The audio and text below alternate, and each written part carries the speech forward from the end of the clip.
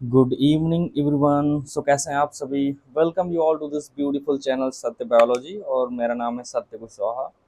और आज के सेशन में हम स्टार्ट करने जा रहे हैं क्लास 11th का सेकंड चैप्टर, चैप्टर नंबर 2, जिसका नाम है बायोलॉजिकल क्लासिफिकेशन।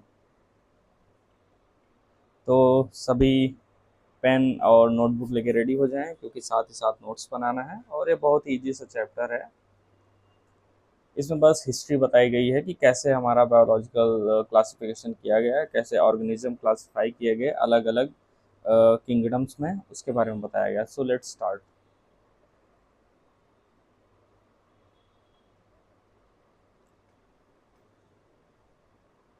ओके। सो मैं खुद को साइड कर लेता हूँ। सो सबसे पहले जो क्लासिफिकेशन की बात आती है वो हमारे अरिस्टोटल साहब ने किया था। इन्होंने सबसे पहला क्लासिफिकेशन किया था, और सबसे पहला इनका साइंटिफिक बेसिस क्लासिफिकेशन था। उन्होंने जो दो चीज़ों का क्लासिफिकेशन किया था, सबसे पहले प्लांट्स का, पहला किया था प्लांट्स का, और सेकंड किया था एनिमल्स का। एनिमल्स का जो प्लांट्स का इन्होंने डिवाइडेशन किया था, क्लासिफिकेशन किया था, वो तीन चीज़ों के बेसिस पे किया था। पहले ट्रीज, जो बड़े पौधे होते हैं, जैसे कि नीम का पेड़ हो गया, आम का पेड़ हो गया, ये बहुत बड़े बड़े पेड़ होते हैं, उन्हें इन्होंने ट्रीज बोला। और उसके बाद आते हैं श्रब्स।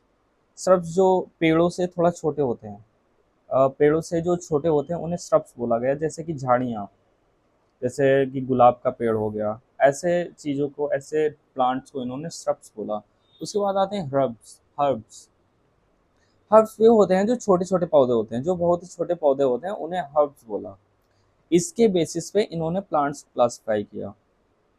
प्लांट्स को तीन कैटेगरी में क्लासिफाई किया। सबसे पहले trees, second shrubs, and then herbs. और इन्होंने, अरिस्टोटल साहब ने, एनिमल्स को भी क्लासिफाई किया। एनिमल्स को कैसे कैसे क्लासिफाई कैसे क्लासिफाई किया? एनिमल्स को दो पार्ट्स में डिवाइड किया। सबसे पहले वो जिनमें आरबीसीज पाई जाती हैं, जिनका ब्लड रेड होता है, उनको अलग कैटेगरी में रखा। और ऐसे ऑर्गेनिज्म, ऐसे एनिमल्स जिनमें ब्लड रेड नहीं होता है, जिनका ब्लड रेड ना हो के किसी और कलर का होता है, उसे दूसरे वाले पार्ट में रखा। ओके। सो मैं ब्लैंक स्लाइड लेके समझा देता हूँ। ठीक है।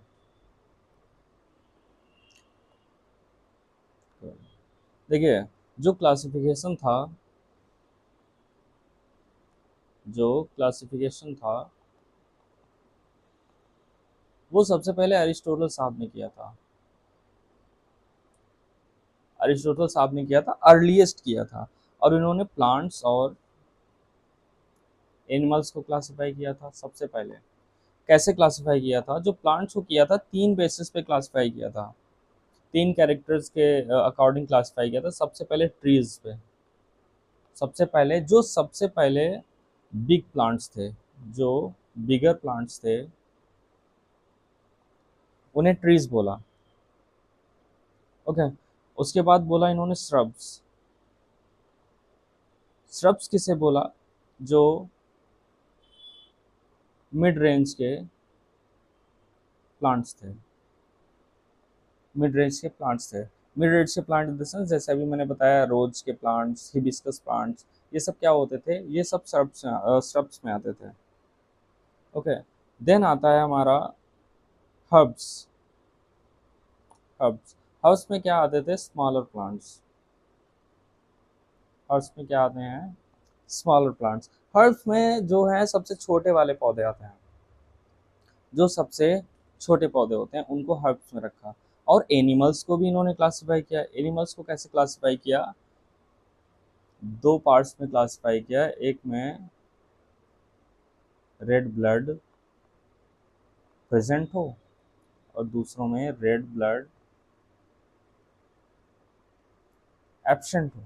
देखो, दो पार्ट्स में क्लासिफाई किया, एक में जिनमें रेड ब्लड प्रेजेंट हो, और दूसरे जिनमें रेड ब्लड एब्सेंट हो। जैसे ह्यूमन है, ह्यूमन में क्या होता है? ह्यूमन में रेड ब्लड होता है, क्योंकि हमारे बॉडी में आरबीसीज पाई जाती हैं। और कैट होती है, काऊ होती है, इन सब का जो ब्लड होता है वो रेड होता है। अभी हम बात करें, जो मॉस्किटो आता है हमें काटने, मॉस्किटो का ब्लड कैसा होता है? मॉस्किटो का ब्लड तो रेड नहीं होता है। और वो जब हमारी बॉडी से ब्लड सक करता है, उसके बाद उसकी बॉडी रेड हो जाती है, क्योंकि उसकी बॉडी में हमारा ही ब्लड जाता है। हमारा ही जब ब्लड सक करता है तो उससे ही जो उसकी बॉडी दिखती है, हमें रेड दिखती है। ऐसे उसका जो बॉडी का जो फ्लूइड होता है वो रेड नहीं होता है। तो इनको अलग रंग में रखा और इनको अलग में रखा। समझ गए? इसके बाद क्लासिफिकेशन स्टार्ट किया हमारे, जस्ट अ मिनट।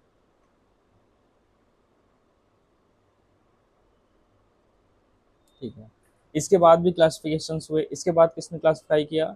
लीनियस साहब ने क्लासिफाई किया। किसने किया? लीनियस साहब ने। इन्होंने टू किंगडम क्लासिफिकेशन दिया। टू किंगडम क्लासिफिकेशन दिया। देखो, इनका जो नंबर 2 है, ये इससे पुराना नाता है। कभी ये बाइनोमियल नोमेनक्लेचर देते हैं, जिसमें किसी भी ऑर्गेनिज्म के दो नेम होते हैं, दो नेम होते हैं।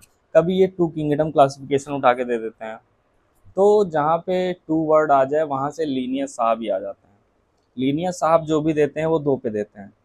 कभी two system two two names of system classification दे देते हैं, कभी two kingdom system of classification दे देते हैं। तो इन्होंने टू किंगडम क्लासिफिकेशन सिस्टम क्या दिया? इन्होंने ऑर्गेनिज्म को दो पार्ट्स में डिवाइड किया। कुछ ऑर्गेनिज्म को इन्होंने प्लांट्स बोला और कुछ ऑर्गेनिज्म को इन्होंने एनिमल्स बोला।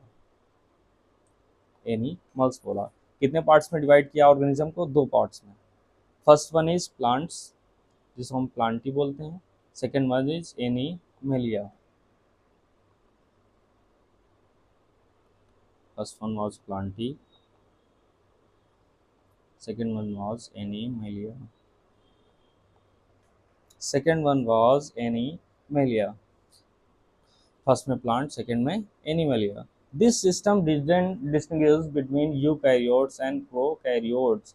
ये एक ऐसा सिस्टम था जिसमें यूकैरियोट और प्रोकैरियोट तो डिफ्रेंशिएट हुए ही नहीं, क्योंकि एनिमलिया में मोनेरा भी इंक्लूड थे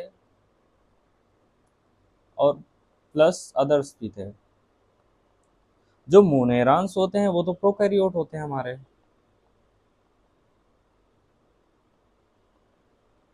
और अदर्स क्या होते हैं? यूकैरियोट्स होते हैं। तो जो इनका क्लासिफिकेशन सिस्टम था, उसमें प्रोकैरियोट और यूकैरियोट तो एक ही में थे। यही बताया जा रहा है कि इसमें didn't distinguish between eukaryote and prokaryote. जो लीनियस साहब ने सिस्टम दिया, उसमें प्रोकैरियोट और यूकैरियोट एक ही में थे। यूनिसेलुलर एंड मल्टीसेलुलर ऑर्गेनिज्म, वो भी सभी एक में थे, क्योंकि सारे के सारे एनिमल्स एक ही में रखे गए थे। जैसे जो प्रोटिस्टा होते हैं, यूनिसेलुलर में कौन आते हैं? प्रोटिस्टा। प्रोटिस्टा आते हैं। जो प्रोटिस्टा थे वो भी एक ही किंगडम में रखे हुए थे। और मल्टी सेलुलर ऑर्गेनिज्म कौन कौन हो जाते हैं? एनिमलिया के। एनिमलिया तो था ही, क्योंकि उसका नाम ही एनिमलिया था। वो भी एक ही में थे। और जो फोटोसिंथेटिक होते हैं, ग्रीन एल्गी होते हैं। ग्रीन एल्गी किस में आते हैं? ब्लू ग्रीन एल्गी और नॉन फोटोसिंथेटिक फंजी। हाँ, ये फोटोसिंथेटिक जो होते हैं ग्रीन एल्गी, ग्रीन एल्गी किस में आते हैं? प्लांटी में आते हैं।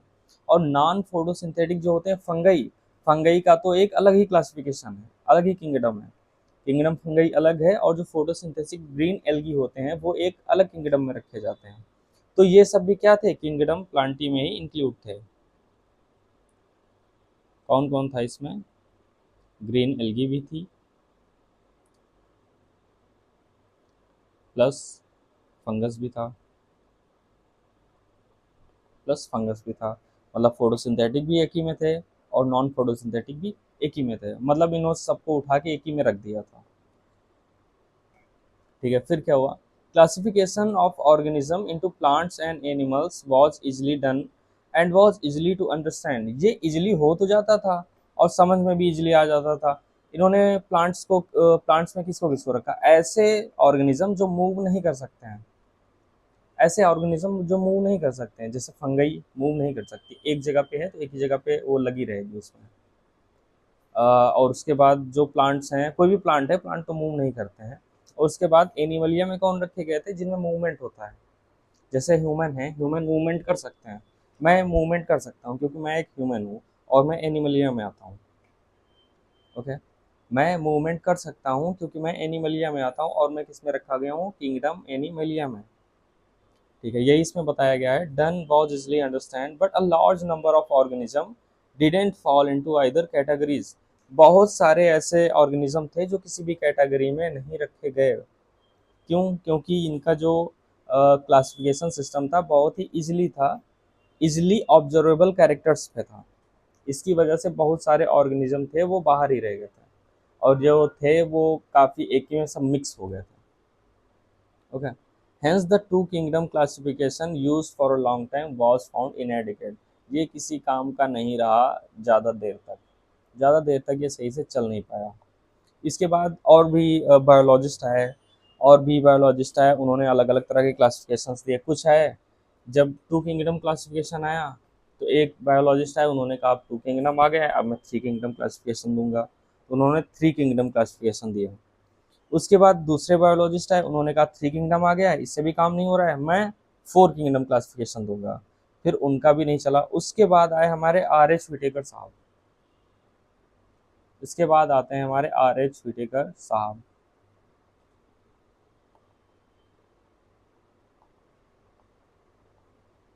आर एच विटेकर साहब, इन्होंने फाइव किंगडम क्लासिफिकेशन दिया। फाइव किंगडम क्लासिफिकेशन दिया, और ये सबसे एक्सेप्टेबल था, सबसे क्लियर था और इजी था। इसमें हम इसमें जितने भी ऑर्गेनिज्म थे वो प्रॉपर डिवाइड किए गए थे। इसमें यूकैरियोट्स अलग थे, प्रोकैरियोट्स अलग थे, और ये हेटेरोट्रॉप्स अलग थे, ऑटोट्रॉप्स अलग थे। एक अच्छा कॉम्बिनेशन रखा गया था, अच्छे कैरेक्टर्स पे इन्हें डिवाइड किया गया था, तो ये इजीली एक्सेप्टेबल था। ऐसा नहीं है कि इसके बाद क्लासिफिकेशंस नहीं हुए, इसके बाद भी क्लासिफिकेशंस हुए। सिक्स किंगडम क्लासिफिकेशन भी आ जाता है, सेवन किंगडम क्लासिफिकेशन सिस्टम भी आ जाता है। ओके, तो इसको पढ़ने से पहले हम टू किंगडम सिस्टम के बारे में पढ़ लेते हैं पहले। तो टू किंगडम किस क्लासिफिकेशन सिस्टम जो था वो किन किन कैरेक्टर्स पे डिफाइन किया गया था, किस किस कैरेक्टर के अकॉर्डिंग डिवाइड किया गया था, देखते हैं। Gross morphology, a need was also fed for including other characteristics like cell structure, cell wall, nature of wall, mode of nutrition, habitat, method of reproduction, evolutionary relationship. Classification system for the living organism have hence undergone several changes over time. The plants and animal kingdom have been a constant under all different systems। देखिए, जो Linnaeus साहब थे, उन्होंने जो use किया था वो gross morphology use की थी।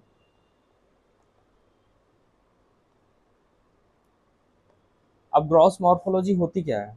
देखो, ग्रॉस मॉर्फोलॉजी का मतलब, देखो मॉर्फोलॉजी का मतलब होता है जो ऊपर से ही दिख जाए। जैसे इंसान को देखा, दूर से हमने देखा, हाँ एक यहाँ पे हेड है, ऊपर बाल हैं, यहाँ पे एक बड़ा सा हेड है, और हैंड्स हैं, और नीचे स्टमक दिया हुआ है, ये एब्डोमेन रीजन दिया हुआ है, नीचे हमारे लोअर लिम्स हैं, ये अपर लिम्स हो गए और नीचे लोअर लिम्स हो गए। ये एब्डोमेन रीजन हो गया, ये चेस्ट रीजन हो गया, और ये हेड हो गया। ऐसे ही हमने ऊपर ऊपर से देख लिया, हमें समझ में आ गया। हम अंदर नहीं गए कि यहाँ पे लीवर है, डाइजेस्टिव सिस्टम है, किडनी है, और इंटेस्टाइन्स हैं, ये सब हमने कुछ नहीं देखा, केवल ऊपर से देख लिया। ग्रॉस मॉर्फोलॉजी मतलब इजिली ऑब्जर्वेबल कैरेक्टर्स, ऊपर ऊपर से देख लिया, हमें समझ में आ गया। हमने गाय को देखा, एक ऐसे ट्रेंगुलर सा फेस है उसका, हेड है, और उसके बाद बड़ा सा उसका एब्डोमेन है, और चार लिम्स हैं उसके, दो अपर, दो लिम्स आगे हैं, दो लिम्स पीछे हैं, और इसकी एक पूंछ है। हमने दूर से देखा, हमें समझ में आ गया। लीनियस साहब ने वही यूज किया था, ठीक है। लेकिन हमें चाहिए क्या क्या था स्टडी के लिए, फर्दर स्टडीज के लिए हमें चाहिए था कम से कम, जब क्लासिफिकेशन हो तो कम से कम ये पॉइंट्स रखे जाएं, जैसे कि उनकी सेल स्ट्रक्चर रखी जाए, नेचर ऑफ वॉल रखा जाए कि उसमें जो वॉल है उसका नेचर क्या है, मोड ऑफ न्यूट्रिशन, वो न्यूट्रिशन कैसे लेता है, उसका मोड क्या है, ये भी हमें पता करना था। और उसके बाद हैबिटेट, वो रहता कहाँ पे है, पानी में रहता है या लैंड पे रहता है, या कौन सा, अगर पानी में रहता है, वाटर में रहता है, तो कैसे वाटर में रहता है, मराइन वाटर में रहता है या फ्रेश वाटर में रहता है, तो ये सब हमें हैबिटेट के बारे में भी जानना था। Mode of reproduction, methods of reproduction, वो रिप्रोडक्शन किस बेसिस पे करता है, ये भी हमें जानना था। इवोल्यूशनरी रिलेशनशिप, वो किन किन अदर ऑर्गेनिज्म से रिलेशनशिप शो करता है, वो भी हमें जानना था। तो ये सब लीनियर साहब के टू किंगडम क्लासिफिकेशन में नहीं था। इसके लिए हमें ज़रूरत पड़ी और ज़्यादा क्लासिफाई करने की ऑर्गेनिज्म को, ठीक है। और सबसे ज़्यादा जो एक्सेप्टेड सिस्टम था वो था आर.एच. व्हिटेकर साहब का 5 kingdom classification system. R H. Whittaker साहब का 5 किंगडम क्लासिफिकेशन सिस्टम, जो कि ये दिया हुआ है। अब इसको पढ़ लेते हैं हम, ठीक है। मोनेरंस जो होते हैं उनमें सेल कैसी होती है? प्रोकैरियोटिक होती है। प्रोकैरियोटिक क्या होते हैं? प्रोकैरियोटिक वे होते हैं जिनमें न्यूक्लियस नहीं होता है। प्रोकैरियोट्स वे होते हैं जिनमें न्यूक्लियस नहीं होता है, और यूकैरियोट्स वे होते हैं जिनमें न्यूक्लियस होता है, ठीक है। सेल वॉल कैसी थी मोनेरंस की? नॉन सेलुलोजिक थी। प्लांट्स की कैसी होती है? सेलुलोज की होती है। प्लांट्स की सेल वॉल काहे की बनी होती है? सेलुलोज की बनी होती है। लेकिन मोनेरा की कैसी थी? नॉन सेलुलोजिक थी। नॉन सेलुलोजिक में काहे काहे की थी? Polysaccharides plus amino acids. Monerans की जो सेल वॉल थी वो पॉलीसैकेराइड्स और एमिनो एसिड्स की बनी हुई थी, ठीक है। उसके बाद प्रोटिस्टा की सेल वॉल कैसी थी? वो कुछ में प्रेजेंट थी और कुछ में प्रेजेंट ही नहीं थी। कुछ में दी हुई थी और कुछ में नहीं दी हुई थी। और फंगई में क्या था? काइटिन की थी। फंगई में काहे की थी? काइटिन की थी। और प्लांटी में काहे की थी? प्लांटी में जो था वो सेलुलोज की होती। अभी मैंने बताया प्लांटी में क्या था? सेलुलोज का होता है। और एनिमलिया में सेल वॉल एब्सेंट होती है। हमारे अंदर सेल वॉल नहीं पाई जाती है। There is no cell wall in human body. In any type of animal the cell wall is not found in the cells. हमारी सेल्स में सेल वॉल नहीं होती है। न्यूक्लियर मेम्ब्रेन की बात करें, जब इसमें न्यूक्लियस ही नहीं होता है तो न्यूक्लियर मेम्ब्रेन कहाँ से आ जाएगी? जब इसमें न्यूक्लियर मेम्ब्रेन ही नहीं होती है तो न्यूक्लियस ही नहीं होता है तो न्यूक्लियर मेम्ब्रेन आएगी ही नहीं, ठीक है। नेक्स्ट पे आते हैं, प्रोटिस्टा। प्रोटिस्टा में न्यूक्लियस होता है, न्यूक्लियर मेम्ब्रेन होगी। फंगई में न्यूक्लियस होता है तो न्यूक्लियर मेम्ब्रेन प्रेजेंट होगी। और प्लांटी में न्यूक्लियस होता है, न्यूक्लियर मेम्ब्रेन प्रेजेंट होगी। एनिमलिया में न्यूक्लियस होता है, हमारी बॉडी में जितनी भी सेल्स हैं उनमें न्यूक्लियस होता है, तो इसमें भी क्या होगी? न्यूक्लियर मेम्ब्रेन प्रेजेंट होगी, ओके, ठीक है। तो जो मोनेरा होता है वो प्रोकैरियोट होता है। मोनेरा के अलावा जितने भी होते हैं प्रोटिस्टा, फंगई, प्लांटी, एनिमलिया, इन सब में क्या होता है? ये सब क्या होते हैं? यूकैरियोटिक होते हैं और इनमें न्यूक्लियस पाया जाता है, ठीक है। उसके बाद आता है बॉडी ऑर्गेनाइजेशन। बॉडी ऑर्गेनाइजेशन कैसी होती है? जो मोनेरांस होते हैं वो सेलुलर होते हैं, इनमें एक सेल होती है। प्रोटिस्टा होते हैं वो भी सिंगल सेल्ड होते हैं, सिंगल सेल होते हैं, यूनिसेलुलर होते हैं।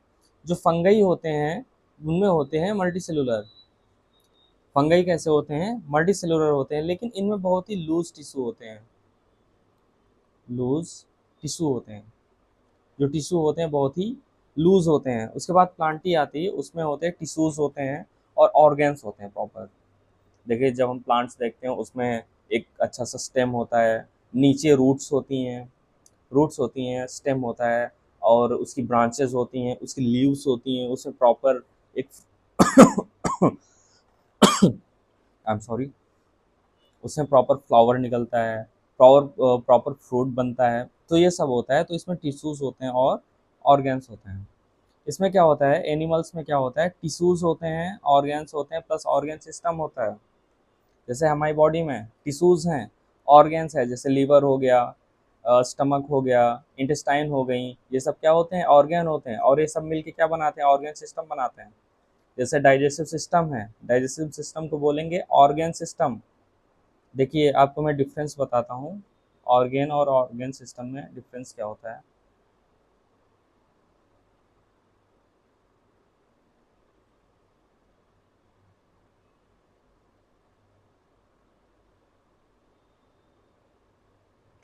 एक मिनट दीजिएगा उसमें।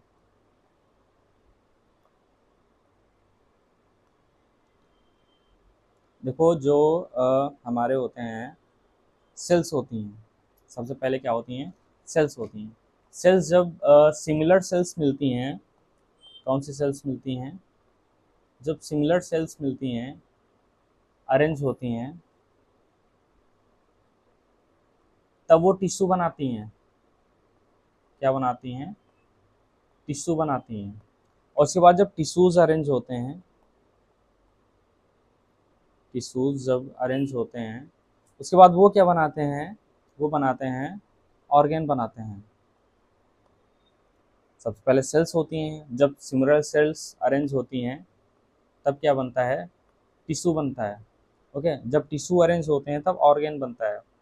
जब ऑर्गेन्स अरेंज होते हैं तब क्या बनता है, ऑर्गेन सिस्टम बनता है। ऑर्गेन सिस्टम बनता है, और जब पूरा का पूरा ऑर्गेन सिस्टम अरेंज होता है तब हमारी बॉडी बनती है। अब देखते हैं ऑर्गेन और ऑर्गेन सिस्टम में फ़र्क क्या होता है। देखो जैसे होता है हमारा digestive system. Digestive system, digestive system का मतलब हो गया ऑर्गेन सिस्टम। ऑर्गेन सिस्टम कैसे, ऑर्गेन सिस्टम, लीवर हमारा एक ऑर्गेन है। स्टमक, स्टमक क्या है, स्टमक हमारा एक ऑर्गेन है। स्टमक हमारा एक ऑर्गेन है। इंटेस्टाइन हमारा एक ऑर्गेन है। पैनक्रियाज, पैनक्रियाज हमारा एक ऑर्गेन है। पैनक्रियाज हमारा एक ऑर्गेन है। जब ये सब मिलकर एक साथ, जब ये एक साथ आते हैं, एक सिमिलर फंक्शन परफॉर्म करते हैं, तब बनता है ऑर्गेन सिस्टम। यानी ये सब मिलके क्या बनाते हैं, डाइजेस्टिव सिस्टम बनाते हैं। जब ये सब कॉम्पैक्टली अरेंज हो जाते हैं, मिल के एक साथ किसी एक काम को अंजाम देते हैं, उसको बोलते हैं ऑर्गेन सिस्टम। ये होता है हमारा ऑर्गेन सिस्टम। ओके, ठीक है। आई थिंक हम ज़्यादा आगे चले गए थे। ठीक है, तो ये समझ में आ गया ऑर्गेन सिस्टम क्या होता है। नेक्स्ट आता है mode of nutrition. Mode of nutrition का मतलब होता है ये जितने भी ऑर्गेनिज्म दिए हुए हैं वो खाना कैसे खाते हैं, खुद बना के खाते हैं। जैसे ये जो होते हैं इनको ये सनलाइट से डायरेक्टली सनलाइट लेके अपना भोजन खुद बना लेते हैं, या अपने फूड को लिए दूसरे ऑर्गेनिज्म पे डिपेंड होते हैं। कैसे होते हैं ये हमें देखना है। जो मोनेरॉन्स होते हैं, मोनेरॉन्स में कॉमनली आते हैं बैक्टीरिया। बैक्टीरिया कैसे होते हैं, बैक्टीरिया तो हेट्रोट्रॉपिक होते हैं, अपना खाना खुद नहीं बना सकते हैं, ये अपना खाने के लिए दूसरे ऑर्गेनिज्म पे डिपेंड रहते हैं। और इसमें आते हैं blue green algae. Blue green algae भी आते हैं। ब्लू ग्रीन एल्गी क्या होते हैं, ये फोटोसिंथेटिक होते हैं, ये ऑटोट्रॉपिक होते हैं। ये कैसे होते हैं, ऑटोट्रॉपिक होते हैं, ये अपना खाना खुद बनाते हैं। इसका मतलब ये हुआ कि मोनेरा में जो होते हैं वो ऑटोट्रॉपिक भी होते हैं, कुछ ऑटोट्रॉपिक भी होते हैं और कुछ हेटेरोट्रॉपिक भी होते हैं। जैसे ऑटोट्रॉपिक में कौन कौन से आएंगे, कीमोसिंथेटिक एंड फोटोसिंथेटिक। यानी कि ऑटोट्रॉपिक भी होते हैं और हेटेरोट्रॉपिक भी होते हैं। ठीक, हेटेरोट्रॉपिक में कैसे होंगे, सैप्रोफाइट्स। सैप्रोफाइट्स मतलब क्या होता है, ये सड़ी गली चीज़ों पे क्या करते हैं, पनपते हैं, बन जाते हैं। और बैक्टीरिया क्या होते हैं, बैक्टीरिया जिस चीज़ में भी आ जाता है उसे सड़ा देता है, ख़त्म कर देता है। वही बोलते हैं सैप्रोफाइटिक। सैप्रोफाइट मतलब सड़ी गली चीज़ों पे आ जाएंगे, किसी चीज़ के ऊपर आएंगे, वहीं से क्या करेंगे, अपना एनर्जी लेते रहेंगे। ओके, नेक्स्ट पे आते हैं प्रोटिस्टा। प्रोटिस्टा में कैसा होता है, प्रोटिस्टा में कुछ तो होते हैं फोटोसिंथेटिक होते हैं और कुछ कैसे होते हैं, हेट्रोट्रॉपिक होते हैं। सेम एज मोनेरांस, प्रोटिस्टा में भी क्या होता है, दोनों मोड ऑफ न्यूट्रिशन पाए जाते हैं, ऑटोट्रॉपिक भी और हेट्रोट्रॉपिक भी। फिर आते हैं हमारे फंगई, फंगस। जो फंगस होती है वो कभी भी अपना फूड खुद सिंथेट नहीं करती है, ये कभी भी अपना फूड नहीं बनाती है, ये अपने फूड के लिए हमेशा दूसरों पे डिपेंड रहती है।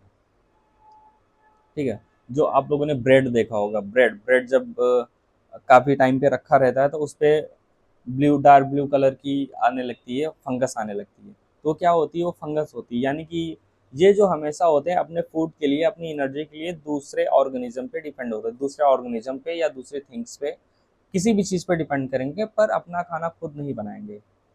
ओके, तो इन्हें हम क्या बोलते हैं, हेट्रोट्रॉपिक। ये सैप्रोफाइटिक भी हो सकते हैं, पैरासाइट भी हो सकते हैं।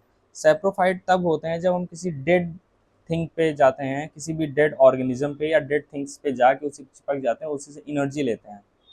जैसे ब्रेड पे फंगस आ जाता है तो ब्रेड कैसा है, डेड है, वो तो लिविंग है नहीं, वो तो डेड है, नॉन लिविंग है। तो उस पर भी जाते हैं, उसे सैप्रोफाइटिक बोलेंगे। पैरासाइटिक किसे बोलेंगे, हमारी बॉडी में भी बहुत सारे बैक्टीरिया हैं, जैसे हमारी बॉडी में बहुत सारे बैक्टीरिया हैं। और फंगस की बात करते हैं अभी, जैसे इचिंग होती है, खुजली होती है, वो कॉमनली फंगस की वजह से होती है। जो रिंगवॉर्म हो जाता है, दाद हो जाता है, जो रिंगवॉर्म होता है वो भी फंगस की वजह से होता है। हम तो लिविंग है, हम लिविंग हैं, हम पे आके फंगस बन जाता है, हम पे हम हमारे growing area, commonly growing area पे रिंगवॉर्म हो जाता है। तो जब मॉइस्चर और हीट दोनों मिलते हैं तब ये फंगई वहाँ पे क्रिएट हो जाते हैं, ये बनने लगते हैं। तो हमारी बॉडी में कॉमनली गर्मी के महीनों में होता है ज़्यादातर, और जहाँ पे हीट भी बनती है और पसीना भी आता है और गर्मी भी लगती है, तब क्या होते हैं, ये फंगई पनपने लगते हैं, बनने लगते हैं। तो वो क्या होते हैं, पैरासाइट्स होते हैं। जब लिविंग ऑर्गेनिज्म पे रहे तो पैरासाइट, जब डेड ऑर्गेनिज्म पे रहे तब सैप्रोफाइट। फिर आते हैं प्लांटी पे। प्लांट्स के बारे में तो हम सभी जानते हैं, प्लांट्स के बारे में तो हम सभी जानते हैं कि प्लांट्स जो होते हैं वो फोटोसिंथेसिस करते हैं और उसी के थ्रू अपना फूड बनाते हैं, ठीक है। और एनिमल्स जो होते हैं, एनिमल्स कैसे होते हैं, हम क्या करते हैं, हम क्या करते हैं, क्या हम सनलाइट लेके जादू की तरह जादू जादू करते हुए अपना फूड बना सकते हैं, कि हम धूप में खड़े हो जाएं और धूप धूप चिल्लाएं और हमें हमारे अंदर एनर्जी आ जाए? ऑफ कोर्स नॉट, क्योंकि हम अपने फूड के लिए दूसरे ऑर्गेनिज्म पे डिपेंड करते हैं। प्लांट्स पे भी डिपेंड कर सकते हैं, दूसरे ऑर्गेनिज्म पे भी डिपेंड कर सकते हैं, पर अपना फूड हम खुद सिंथेट नहीं कर सकते हैं। होलोजोइक होलोजोइक होलोजोइक मतलब क्या होता है? होलोजोइक मतलब वो होता है, जैसे हम खाना कैसे खाते हैं, हम खाना कैसे खाते हैं, हम जब खाना खाते हैं तो कॉमनली जैसे इंसान खाना खाता है, वो प्लेट में खाना लेता है, आराम से उसको उठा के लेके खा रहा है, उसको खाने को लेके खा रहा है। और जो पैरासाइट क्या होते हैं, खाने के ऊपर ही बैठ जाते हैं। जैसे हम लोग होते हैं, हम खाने को लेके खाते हैं उसे आराम से। और अभी फंगस की बात कर रहे थे, फंगस वगैरह क्या करते हैं, उसी खाने के अंदर घुस जाएंगे, उसके अंदर घुस घुसे खाते रहेंगे, चिपक के खाते रहते हैं, वो हो जाते हैं पैरासाइट, उसी पे जिंदा पे चढ़े रहते हैं। और होलोजोइक अलग होता है, हेलोजोइक वो होता है आराम से खाने को लेना, खाना। सेप्रोफाइटिक भी होते हैं, सेप्रोफाइट अभी मैंने बताया था, डेड एंड डिकेइंग मटेरियल से अपना फूड निकालते हैं, अपनी एनर्जी लेते हैं डेड एंड डिकेइंग मटेरियल्स पे, ठीक है। एनिमल्स के बारे में पता चल गया, नेक्स्ट पे चलते हैं। अब हम फाइव किंगडम क्लासिफिकेशन के बारे में थोड़ा सा पढ़ लेते हैं। Five kingdom classification system to understand the issues and considerations that influence the classification system.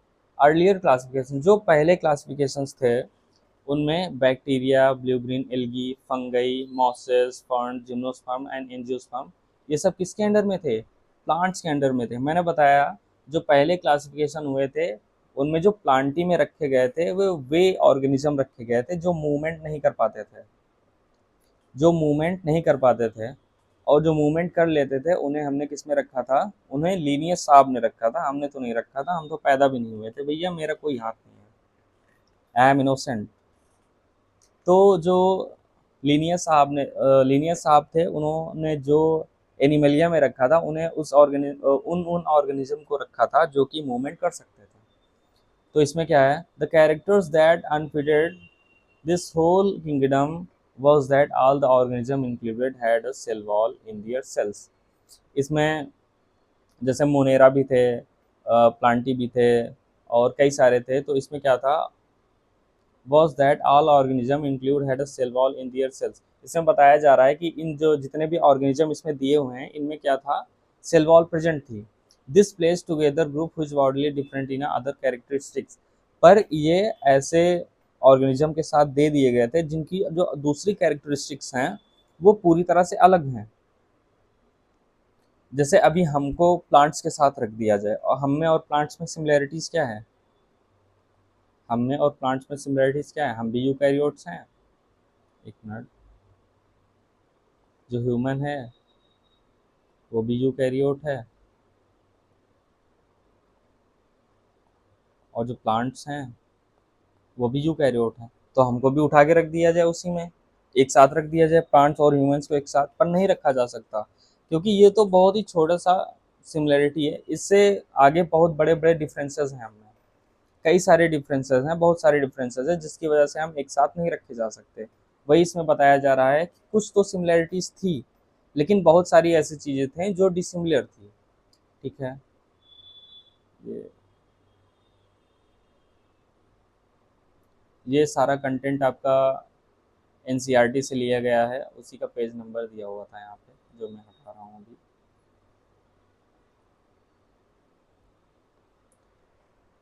Okay, the classification didn't differentiate between the heterotrophic group fungi and autotrophic green plants. ये सब बस बुराइयां की जा रही हैं हमारे लीनियर साहब की। ये जितनी भी चीज़ें दी हुई हैं बस हमारे लीनियर साहब की बुराइयां की जा रही कि उन्होंने ये नहीं किया, उन्होंने वो नहीं किया। भाई उस टाइम पे जब ऐसी चीज़ें ही नहीं थी जिनका यूज करके हम क्लासिफाई कर सकते हैं। एक तो उस इंसान ने उस टाइम पे क्लासिफाई किया था, कब किया था, इतने साल हो गए हैं। उस टाइम पे तो कुछ होता भी नहीं था, माइक्रोस्कोप वगैरह भी नहीं होते थे जिनको हम देखें, ऑब्जर्व कर सकें, उससे क्लासिफाई कर सकें। उसकी बुराइयां बताने आ गए हैं ये लोग कि ये नहीं था, वो नहीं था, ये नहीं था। फिर उसके बाद जब धीरे धीरे टाइम बढ़ा हमारा, फिर क्या कहते हैं, आर एच व्हिटेकर साहब आए। कब आए थे? ये आए थे 1969 में। मैंने शायद इसमें मेंशन नहीं किया था, मैं मेंशन कर देता हूँ। आर एच व्हिटेकर ने जो किया था वो 1969 में किया था। अभी किया था, अभी कुछ दिन पहले। कितने साल हुए हैं? 41 प्लस 27, 41 प्लस 27, 68 ईयर्स हो गए हैं। 68 ईयर्स हो गए हैं। अभी 60-70 साल पहले इन्होंने क्लासिफिकेशन किया था। इसके पहले कब आए थे ये लोग? अब तो अच्छी मॉडर्न मशीन्स आ गई हैं, अच्छे खासे इलेक्ट्रॉनस्कोप्स आ गए हैं, जिसकी वजह से इन्होंने क्लासिफाई किया था। ठीक है, अच्छा अब आते हैं, इसको देखते हैं। In their walls, while the green plants has a cellulosic cell wall, when such characteristics were considered, the fungi were placed in separate kingdom fungi। धीरे धीरे क्या किया गया, किंगडम फंगई भी अलग कर दिए गए। इसके लिए हम इसी चार्ट को देख लेते हैं। चार्ट को मत देखें, इसको हम ले लेते हैं। ओके, देखो, सबसे पहले क्या था? एनिमलिया था और प्लांटी था।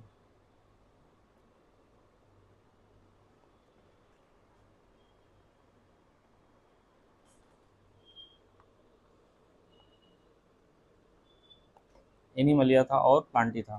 ठीक है, एनिमलिया में क्या था? यूनिसेलुलर भी एक ही में रखे हुए थे और मल्टी सेलुलर भी एक ही में रखे हुए थे। ठीक है, प्लांटी में क्या था? सबसे पहले तो प्रोकैरियोट प्लस यूकैरियोट एक ही में रखे थे। एक ही में प्रोकैरियोट थे, एक ही में यूकैरियोट थे, एक ही में फोटोसिंथेटिक थे, एक ही में नॉन फोटोसिंथेटिक थे। नॉन फोटो सिंथेटिक थे। तो ये जो था, ये जो सिस्टम पढ़ रहे हैं हम, ये लीनियस साहब का है।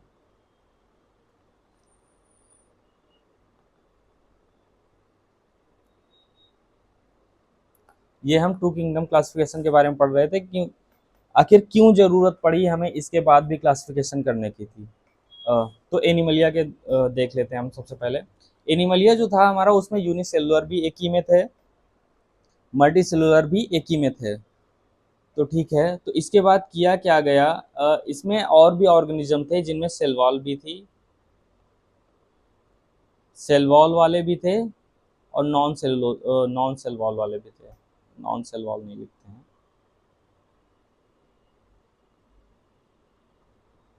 जिनमें सेल वॉल प्रेजेंट होती है वो भी इसी में थे, जिनमें सेल वॉल ऑब्सेंट होती है वो भी इन्हीं में थे। तो अब करना क्या था? अब किया ये गया कि जो यूनिसेलुलर ऑर्गेनिज्म थे उन्हें अलग निकाल दिया गया, उन्हें रख दिया गया किंगडम प्रोटिस्टा में। किस में रख दिया गया? प्रोटिस्टा में। जितने भी यूनिसेलुलर थे और सेल वॉल होती थी, उनको रख दिया गया प्रोटिस्टा में। ओके, और उसके बाद क्या किया गया, जितने भी मल्टी सेलुलर थे और lack cell wall, multi cellular and lack cell wall, उन्हें काहे में रखा गया? एनिमलिया में रखा गया। उन्हें कहाँ रख दिया गया, एनिमलिया में रख दिया गया। ठीक है, अब यहाँ से किसने बन गए, एक था, एक से बन गए दो, एक ये हो गया, एक ये हो गया, दो हो गए ना। अभी टू किंगडम क्लासिफिकेशन था, एक और निकाल दिया कि कितने हो गए, तीन। अभी हमें कितने करने हैं टोटल, पांच करने हैं। ठीक है, प्लांटी था। अब प्लांटी में क्या क्या किया गया देखते हैं। देखो प्लांटी में प्रोकैरियोट भी एक ही में थे, यूकैरियोट्स भी एक ही में थे, फोटोसिंथेटिक भी एक ही में थे, नॉन फोटोसिंथेटिक भी एक ही में थे। तो सबसे पहले तो जो सबसे बड़ा कैरेक्टर है प्रोकैरियोट एंड यूकैरियोट का, इसी को ही निकाल के बाहर रख दो। जो सबसे बड़ी कैरेक्टरिस्टिक्स है, सबसे बड़ा डिफरेंस जो दिया हुआ है, उसी को निकाल के बाहर रख दो, एक सबसे पहले ही अलग हो जाएगा। तो क्या किया गया कि प्रोकैरियोट्स को ही निकाल के बाहर रख दिया गया, प्रोकैरियोट को निकाल के बाहर रख दिया गया और नाम दिया गया इन्हें मोनेरा। एक और अलग हो गया, एक और बन गया ना। अभी इनमें से हमें और अलग करना है, क्योंकि अभी इसमें क्या क्या है, अब इसमें प्रोकैरियोट बाहर निकल चुका है, इसमें सारे के सारे बचे हैं यूकैरियोट्स। यूकैरियोट्स में भी अभी देखना है, क्योंकि बहुत सारे फोटोसिंथेटिक हैं और कई सारे नॉन फोटोसिंथेटिक भी ऐड हैं इसमें। ठीक है, तो अब क्या करते हैं, फोटोसिंथेटिक को अलग कर देते हैं और नॉन फोटोसिंथेटिक को भी अलग कर देते हैं। तो जो फोटोसिंथेटिक अलग किए गए उनको हमने एनिमलिया नाम दिया, यूकैरियोटिक प्लस फोटोसिंथेटिक, फोटोसिंथेटिक थे उनको हमने नाम दिया Animalia, sorry sorry sorry sorry, Plantae, उसको हमने नाम दिया प्लांटी। और उसके बाद जितने भी यूकैरियोटिक प्लस नॉन फोटोसिंथेटिक थे, यूकैरियोटिक प्लस नॉन फोटोसिंथेटिक थे, उनको हमने नाम दिया फंगई। क्योंकि फंगई कैसे होते हैं, हेट्रोट्रॉप्स होते हैं।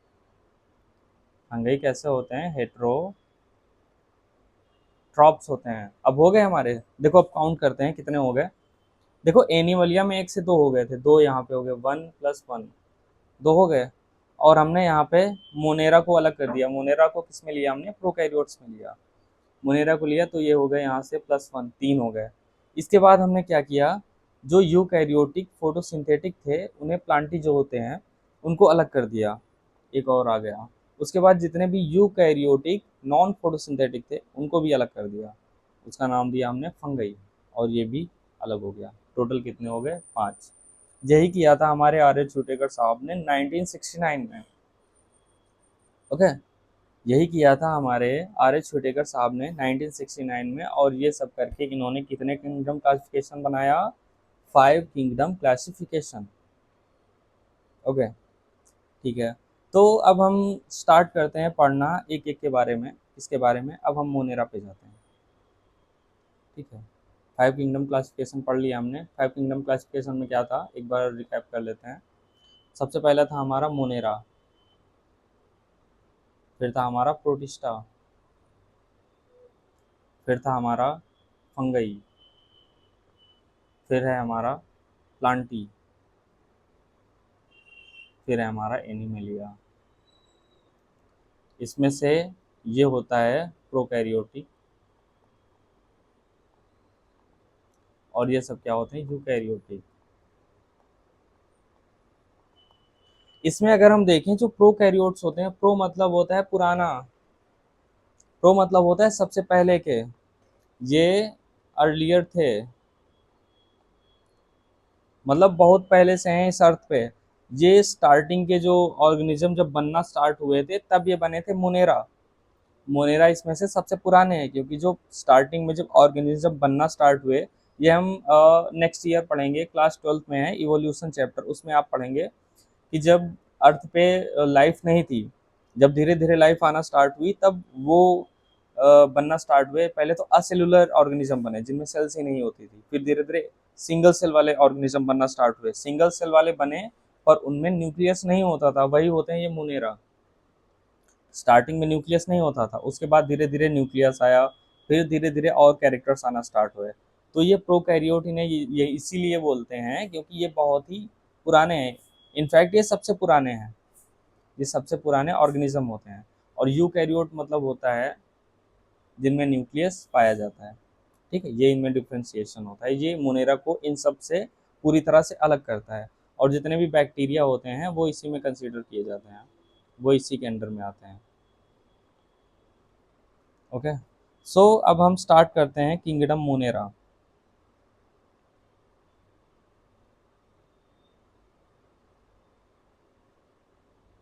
आते हैं अब हम किंगडम मोनेरा पे।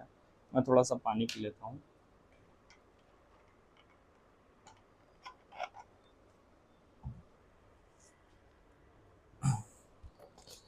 आप लोग भी पानी पीते रहें, अपनी बॉडी को पूरी तरह से हाइड्रेट रखें।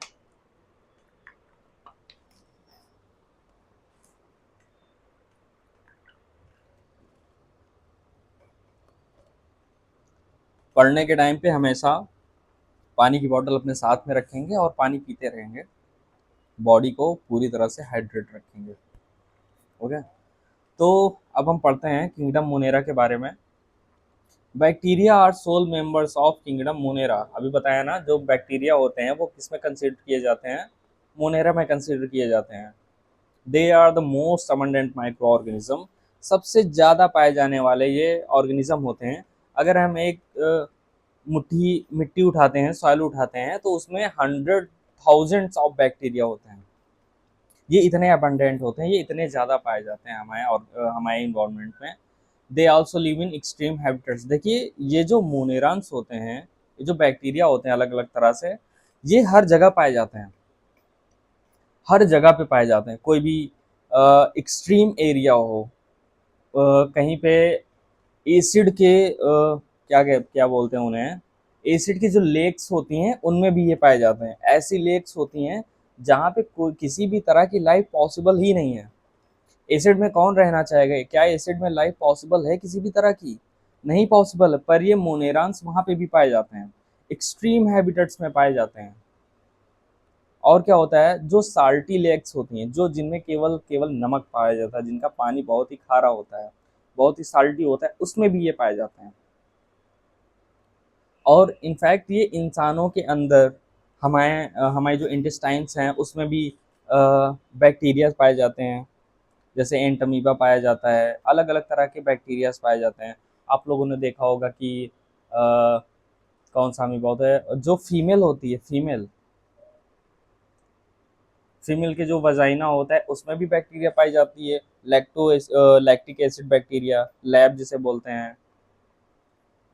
लैब बोलते हैं, लैक्टिक एसिड बैक्टीरिया, वो भी पाई जाती है।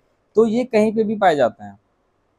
जो हमारे जानवर होते हैं, अ, जो घास वगैरह खाते हैं, जैसे कि गाय भैंस हो गई, उनके पेट में भी ये पाए जाते हैं।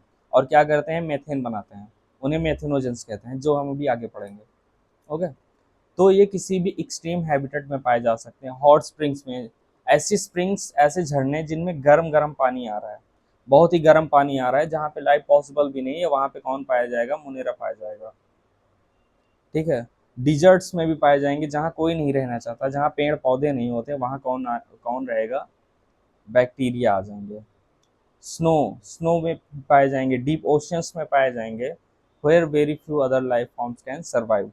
ऐसी ऐसी जगहें होती हैं जहाँ पे कोई दूसरी लाइफ फॉर्म पाई ही नहीं जाती या बहुत कम पाई जाती है, पर वहाँ पे कौन पाया जाएगा, बैक्टीरिया पाया जाएगा। Many of them live in or on the other organism as parasites. जैसे अभी मैंने बताया, ये कई सारे ऑर्गेनिज्म के अंदर भी पाए जाते हैं, कई सारे ऑर्गेनिज्म के ऊपर भी पाए जाते हैं। पैरासाइट जो होते हैं हमारे दो तरह के होते हैं, एक होते हैं इंडो पैरासाइट, इधर लिख देता हूँ मैं। पैरासाइट जो होते हैं दो तरह के होते हैं, एक होते हैं इंडो पैरासाइट, एक होते हैं इक्टो पैरासाइट। इंडो पैरासाइट वो होते हैं जो किसी भी ऑर्गेनिज्म की बॉडी के अंदर रहते हैं। इक्टो पैरासाइट वे होते हैं जो किसी भी ऑर्गेनिज्म के ऊपर रहते हैं। जैसे कॉमनली हमारे सिर में जुए होते हैं, हमारे तो सबके तो नहीं होते, पर कॉमनली इंसानों में होते हैं जुए। वो क्या होते हैं, इक्टो पैरासाइट होते हैं। इक्टो पैरासाइट होते हैं मतलब बॉडी के बाहर रहते हैं।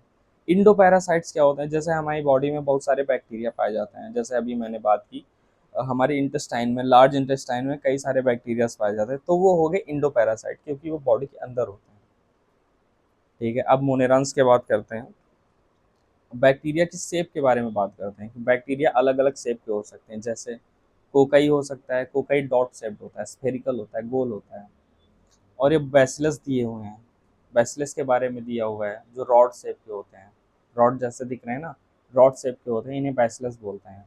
उसके बाद कॉमा शेप होते हैं, कॉमा शेप वाले को विब्रियो बोलते हैं, ये कॉमा बना दो बन गया बैक्टीरिया, ये लाइन बना दो बन गया बैक्टीरिया, ये चम्मच बना दो बन गया बैक्टीरिया, ऐसे पॉइंट रख दो बन गया बैक्टीरिया। हर जगह पे हैं ये बैक्टीरिया हैं, ये जो हैं हर जगह पाए जाएंगे। डॉट बना दो बैक्टीरिया बन गया, कॉमा लगा दो बैक्टीरिया बन गया, लाइन खींच दो बैक्टीरिया बन गया, चम्मच बना दो बैक्टीरिया बन गया, हो गया। इसको क्या बोलते हैं, विब्रियो बोलते हैं। ये कॉमा शेप होते हैं, ये स्पाइरल शेप होते हैं, इन्हें बोलते हैं स्पाइरल। ओके, नेक्स्ट पे आते हैं। अब पढ़ते हैं हम इसके टाइप्स के बारे में, पहले थोड़ी और इसके बारे में पढ़ लेते हैं। बैक्टीरिया जो होते हैं वे बहुत ही, इनकी जो स्ट्रक्चर होती है बहुत ही सिंपल होती है। दो चीज़ें होती हैं, एक तो स्ट्रक्चर, सबसे पहली होती है स्ट्रक्चर, दूसरा होता है इनका बिहेवियर। बिहेवियर के बारे में तो मैंने अभी बताया, बिहेवियर इनका बड़ा ही खतरनाक होता है। कैसे खतरनाक होता है, जहाँ पे कोई नहीं होगा वहाँ हमारे बैक्टीरिया होंगे, जहाँ कोई नहीं होगा वहाँ हमारे मोदी जी होंगे। वैसे ही होता है, जहाँ कोई नहीं होगा वहाँ पे बैक्टीरिया होंगे। ओके, तो बैक्टीरिया जो इनका बिहेवियर होता है वो बहुत ही कॉम्प्लेक्स होता है। ओके, बिहेवियर तो कॉम्प्लेक्स होता है, जो स्ट्रक्चर होती है वो बहुत ही सिंपल होती है। जैसे बोलते नहीं है, simple living and higher thinking. इंसान अपनाने की सोचते हैं, फॉलो करने की सोचते हैं, पर इसे जो एक्चुअली में फॉलो करता है वो कौन है, हमारे बैक्टीरिया हैं। ये रहते तो सिंपल हैं, पर इनकी जो थिंकिंग होती है वो बहुत ही स्ट्रांग होती है। सिंपल लिविंग करते हैं और हायर थिंकिंग करते हैं। ये बेसिकली ये simple living and higher thinking में भरोसा नहीं रखते हैं, simple living and dangerous thinking पे कंसिडर करते हैं। Okay, simple living and dangerous thinking कौन करेगा, बैक्टीरिया करेगा। ठीक है, अब हम ये क्लासिफाई कर देते हैं। पहले तो आते हैं फॉल्स बैक्टीरिया जिन्हें बोलते हैं हम। क्या हो गया, स्लाइड्स क्यों नहीं आ रही हैं।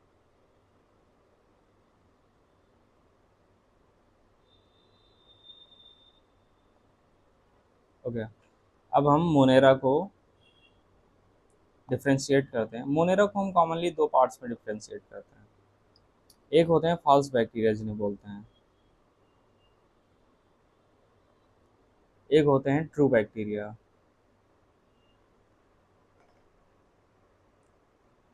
ट्रू बैक्टीरिया को हम बोलते हैं यू बैक्टीरिया। क्या बोलते हैं, ट्रू बैक्टीरिया। और इसे हम क्या बोलते हैं, फॉल्स बैक्टीरिया को आर्की बैक्टीरिया। शायद मेरी राइटिंग समझ में नहीं आ रही, मैं थोड़ा और क्लियर लिख देता हूँ।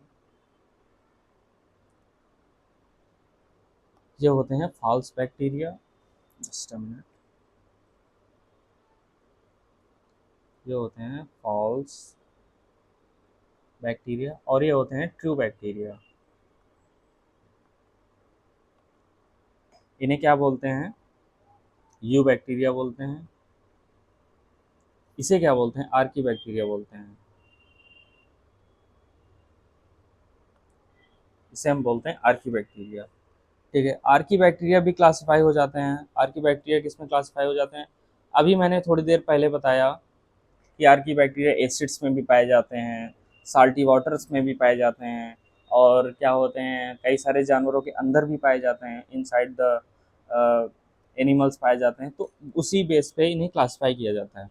सबसे पहले आते हैं एसिडोफिल्स। एसिडोफिल्स, एसिडोफिल्स क्या होते हैं, जो एसिड्स में भी पाए जाते हैं। उसके बाद आते हैं बेसोफिल्स। बेसोफिल्स क्या होते हैं, जो साल्टी लेक्स में भी पाए जाते हैं, एक्सट्रीम साल्ट में भी ये पाए जाते हैं। उसके बाद आते हैं हमारे मेथेनोजेंस। मेथेनोजेंस ये मेथेन प्रोड्यूस करते हैं। ये रूमिनेंट ऑफ कैटल्स में होते हैं। रूमिनेंट ऑफ कैटल मतलब क्या होता है, ये जो कैटल्स होते हैं, जो मवेशी जो जानवर घास फूस खाते हैं, इधर उधर टहलते रहते हैं, जैसे कि गाय भैंस ये सब क्या होते हैं, कैटल्स होते हैं। इनके डाइजेस्टिव सिस्टम एक पार्ट होता है रूमिनेंट जिसे बोलते हैं, वो रूमिनेंट ऑफ कैटल्स में पाए जाते हैं। वहाँ पे करते क्या हैं, जितनी भी घास खाते हैं उसके अंदर उसे तोड़ फोड़ करते हैं, उसे डाइजेस्ट करते हैं, उसके बाद एक गैस बनाते हैं जिसका नाम है मीथेन। तो गाय का जो गोबर होता है, गाय जो गोबर करती है, जो डंग निकलता है उसका डंग होता है, उसमें क्या होती है, क्या की मात्रा होती है मीथेन की। और जिसका यूज करके हम गोबर गैस प्लांट्स जिसमें हम गोबर गैस प्लांट्स का यूज करके गोबर गैस प्लांट्स का यूज करके मीथेन गैस बाहर निकालते हैं, और मीथेन गैस का यूज करते हैं खाना बनाने में। बड़े बड़े गोबर गैस प्लांट्स होते हैं जिससे मीथेन गैस निकाली जाती है। ओके। और तो और आप लोगों ने देखा होगा, आप लोगों ने तो नहीं किया था, पर शायद कुछ लोगों ने किया हो, जब छोटे थे तो बैटरी वगैरह जो ख़राब हो जाती हैं, जो सेल्स वगैरह होते हैं जो टॉर्च वगैरह में निकलते हैं, उनको रख दो और उसमें डंक डाल देते थे, गोबर डाल देते थे। गोबर बहुत पावरफुल होता है, गोबर डाल देते थे और उसमें साल्टी वाटर वगैरह डाल डाल के हम लोग छोटे वाले बल्ब जला देते थे। तो उसमें क्यों होता था, क्योंकि मेथेन वगैरह होती है उसमें, उसी की वजह से हो जाता है। ठीक है। ओके। सो ये हो गए हमारे फॉल्स बैक्टीरिया यानी कि एक्टिव बैक्टीरिया। फिर आते हैं हमारे ट्रू बैक्टीरिया। ट्रू बैक्टीरिया मतलब क्या होता है, ये होते हैं photosynthetic. Photosynthetic photosynthetic in the sense ये फोटोसिंथेसिस करेंगे। ठीक है। फोटोसिंथेटिक में भी क्या आ जाएगा, एक मिनट, ये कुछ तो फोटोसिंथेटिक होते हैं, फोटोसिंथेटिक भी होते हैं और हेटरोट्रॉपिक भी होते हैं। सिंथेटिक भी होते हैं, हेटरोट्रॉपिक भी होते हैं, हेटरोट्रॉपिक भी होते हैं। फिर आते हैं हमारे ट्रू बैक्टीरिया जो फोटोसिंथेटिक होते हैं और हेटरोट्रॉपिक भी होते हैं। चलो अब हम इनके बारे में अच्छे से पढ़ लेते हैं। ओके, कहाँ पे था ये? सबसे पहले पढ़ते हैं हम आर्की बैक्टीरिया के बारे में। आर्की बैक्टीरिया के बारे में हमने क्या पढ़ा है, दीज बैक्टीरिया स्पेशल, स्पेशल तो भैया हैं, they live in some of the most harsh habitat such as stream, salty areas. Salty areas वालों को क्या बोलते हैं, हेलोफिल्स बोलते हैं। साल्टी एरियाज वालों को क्या बोलते हैं, हेलोफिल्स बोलते हैं। हॉट स्प्रिंग्स में रहते हैं, थर्मो एसिडोफिल्स होते हैं। मार्सी एरियाज में रहते हैं, मेथनोजेंस होते हैं। जो मेथनोजेंस होते हैं वो मार्सी एरियाज में रहते हैं। Marshy areas in the sense घास फूस के इलाकों में, घास फूस के एरियाज में रहते हैं। ठीक है।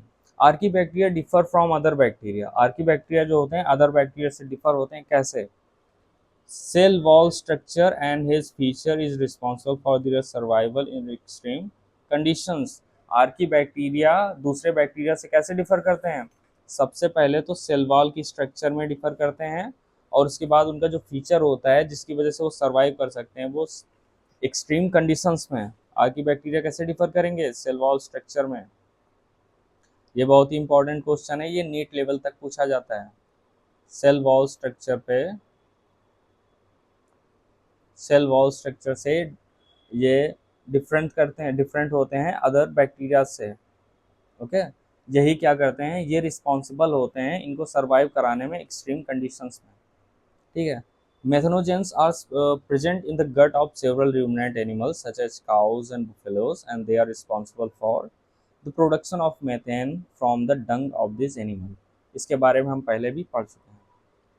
नेक्स्ट पे आते हैं eubacteria. There are thousands of eubacteria और ट्रू बैक्टीरिया। यू बैक्टीरिया मतलब क्या होता है, ट्रू बैक्टीरिया। ओके।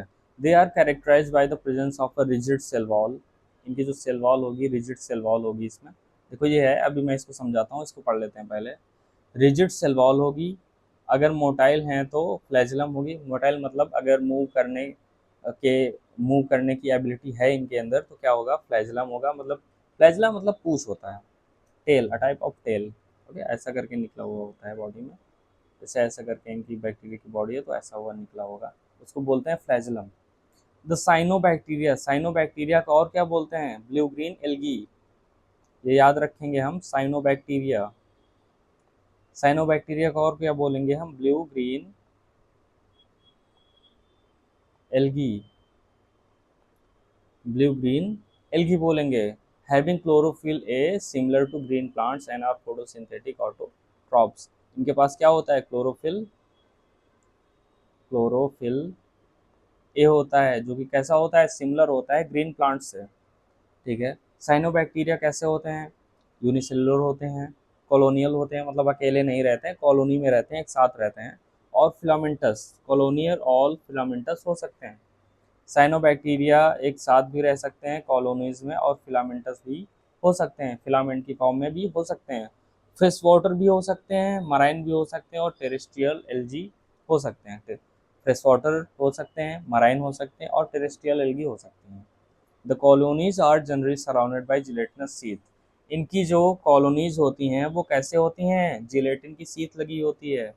देखो इसमें भी सीथ लगी हुई है ना, सॉरी वाइट कलर है, इसमें भी सीथ लगी हुई ना। और जो इनकी सीथ होती है, साइनोबैक्टीरिया की जो सीट होती है वो काहे की होती है, जिलेटिन की बनी हुई होती है। ओके। जो इनकी सीथ होती है, इसके ऊपर की जो कवरिंग बनी होती है वो काहे की बनी होती है, जिलेटिन की बनी हुई होती है, जो कि यहाँ पे दिया हुआ है। They often form blooms in polluted water bodies. Some of these organisms can fix atmospheric nitrogen in specialized cells called heterocysts. देखिए, जो साइनोबैक्टीरिया होते हैं, ठीक है, सॉरी, यू बैक्टीरिया में जो साइनोबैक्टीरिया आते हैं वो यूनिसेलुलर होते हैं, पहली बात तो, क्योंकि मोनेरा होते हैं, मोनेरा यूनिसेलुलर ही होते हैं। कॉलोनियल भी हो सकते हैं और फिलामेंटस भी हो सकते हैं, फ्रेश वाटर भी हो सकते हैं, मराइन हो सकते हैं, और टेरेस्ट्रियल भी हो सकते हैं। ठीक है। इनमें होता क्या है, अगर ये कॉलोनी में रह रहे हैं तो इनकी जो सीथ होगी उसमें क्या होती है, जिलेटिन की बनी हुई सीथ पाई जाती है। इसमें देखो म्यूसिलेजिनस सीथ बनी हुई है, ये जिलेटिन की बनी हुई एक सीथ होती है। और इनमें से कुछ क्या होते हैं, नाइट्रोजन का फिक्सेशन भी कर सकते हैं, नाइट्रोजन फिक्सेसिंग बैक्टीरिया भी हो सकते हैं, जो एटमॉस्फेयर से नाइट्रोजन आती है उसका फिक्सेशन भी कर सकते हैं। कैसे कर सकते हैं, इनकी बॉडी में कौन सा ऐसा पार्ट होता है, जैसे हम लिख सकते हैं, इस पेंसिल से मैं लिख सकता हूँ। कैसे लिख सकता हूँ, क्योंकि मेरे पास हाथ हैं, उंगलियां हैं। कई सारे लोग होते हैं जो पैर से भी लिख सकते हैं, पर पैर की उंगलियों से ही लिखते हैं ना। मेरे पास हाथ है, उंगली है, मैंने इसमें इसको पकड़ा, इससे लिखा। तो वैसे ही इन बैक्टीरियाज में ऐसा क्या होता है जिसकी हेल्प से ये नाइट्रोजन फिक्सेशन करा सकते हैं। तो एक बॉडी में एक ऑर्गेन होता है जिसका नाम है हेटेरोसिस्ट। क्या नाम है, हेटेरोसिस्ट, जिसकी हेल्प से ये नाइट्रोजन फिक्सेशन कराते हैं। ओके। इसके एग्जांपल्स होते हैं nostoc and anabaena. Nostoc and anabaena क्या होते हैं, साइनोबैक्टीरिया होते हैं जो कि रिस्पॉन्सिबल होते हैं नाइट्रोजन फिक्सेशन के लिए। ओके।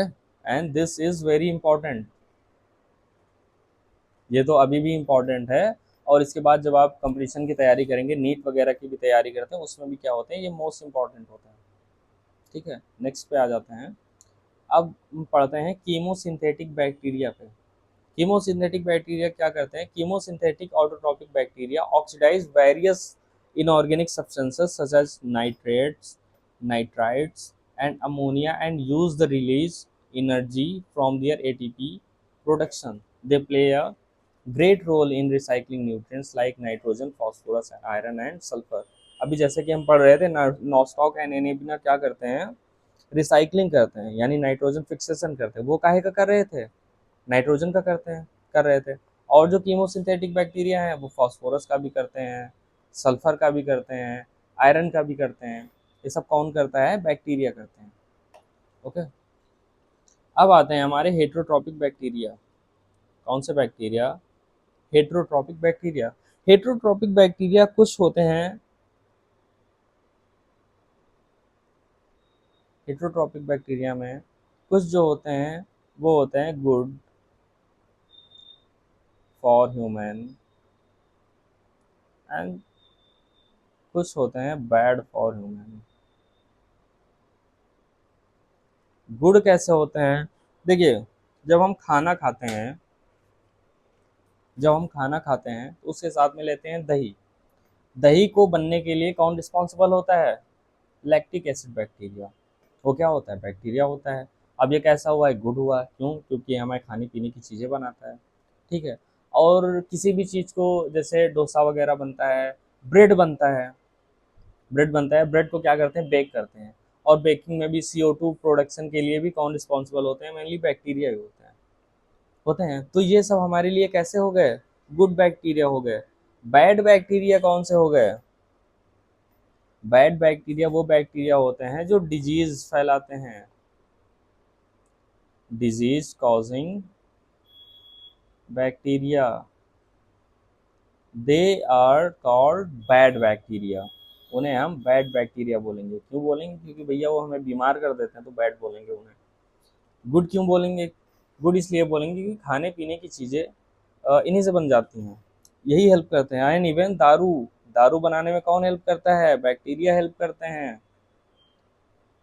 तो मतलब भैया बैक्टीरिया भगवान है हमारे। ये नहीं होंगे तो कुछ बन नहीं पाएगा।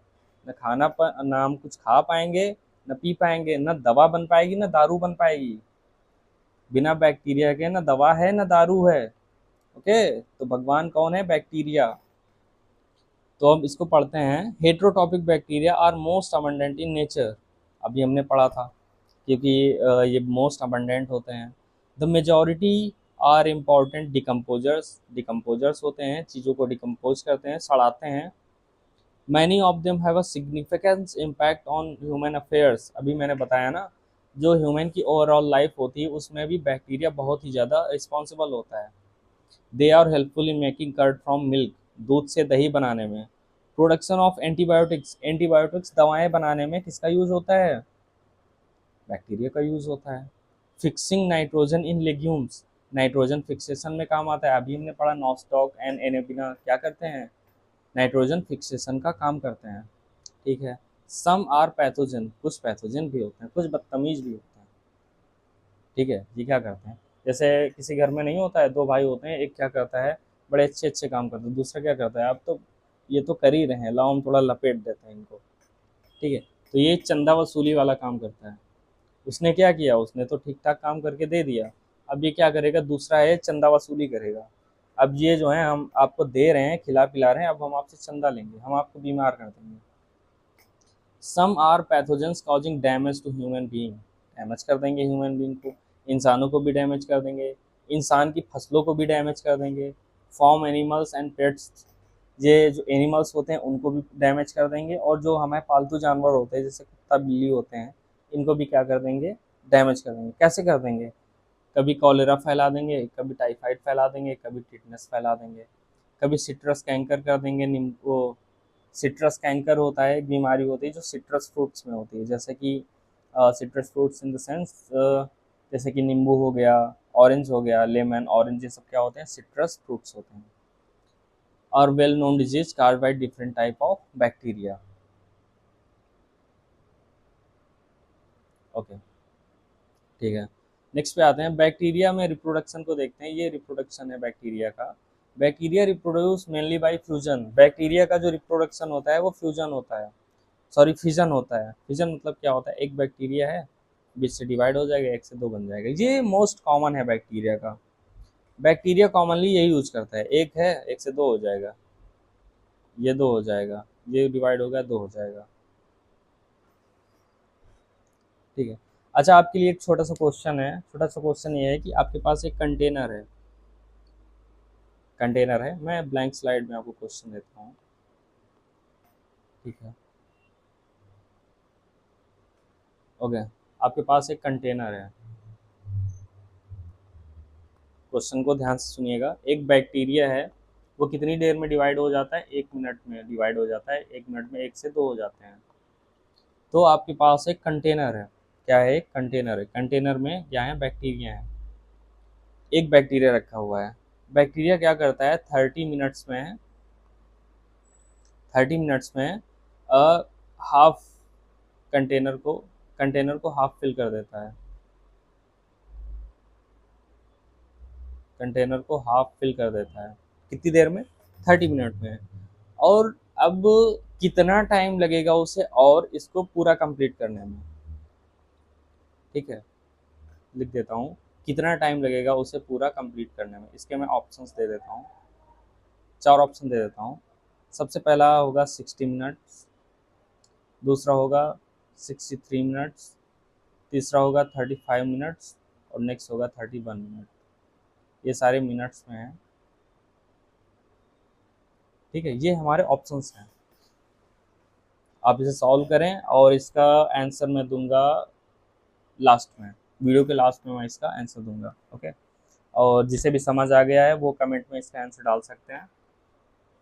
ओके, इसका आंसर मैं दूंगा सबसे लास्ट में।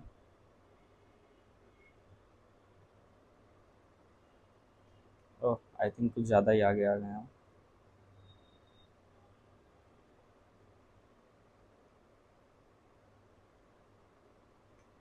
ओके, चलो इसको और देख लेते हैं क्या बचा है इसमें भी। कॉमनली बाई फिजन, फिजन क्या होता है? एक से दो, खुद को तोड़ देना, फिजन कर देना। मतलब ऐसे है, टूट गया, एक से दो हो गए, ये भी टूट गया, एक से दो हो गए। ऐसे करके कॉमनली ये क्या करते हैं? रिप्रोडक्शन करते हैं। कभी कभी क्या होता है, sometimes under unfavourable conditions they produce spores. कभी कभी क्या करते हैं, जब कंडीशंस अच्छी नहीं होती तो स्पोर भी बना लेते हैं। स्पोर बॉडी के अंदर क्या कर देते हैं? स्पोर्स को प्रोड्यूस कर देते हैं, क्योंकि अभी कंडीशंस अनफेवरेबल हैं। ये कवर बना रहता है, उसके बाद जब कंडीशंस फेवरेबल हो जाती हैं तो फट जाता है और स्पोर्स क्या होते हैं? बाहर निकल जाते हैं, अलग अलग बैक्टीरिया बन जाते हैं। ठीक है, फिर कभी कभी क्या होता है, ये सेक्सुअल रिप्रोडक्शन भी करते हैं। सेक्सुअल रिप्रोडक्शन भी करते हैं। सेक्सुअल रिप्रोडक्शन में क्या रिस्पॉन्सिबल होता है? डीएनए रिस्पॉन्सिबल होता है। अगर ये सेक्सुअल रिप्रोडक्शन कर रहे हैं तो इसमें डीएनए का ट्रांसफर करना पड़ेगा इन्हें। वही दिया हुआ है इसमें। They also reproduce by a sort of sexual reproduction by adopting a primitive type of DNA transfer from one bacterium to another। अगर ये सेक्सुअल रिप्रोडक्शन करेंगे तो इन्हें अपना डीएनए ट्रांसफर करना पड़ेगा। ठीक है, ओके। कुछ और जीवों के बारे में दिया हुआ है यहाँ पे। द माइकोप्लाज्मा के बारे में दिया हुआ है। Mycoplasma is the smallest organism. Smallest, इधर लिख देता हूँ मैं, ये माइकोप्लाज्मा है। स्मॉलेस्ट ऑर्गेनिज्म होते हैं सबसे पहले तो ये। ओह शिट, इसकी बैटरी ख़त्म हो गई है। मैं इसको फटाफट से लगा देता हूँ, तब तक हम वर्बली कुछ बात कर लेते हैं।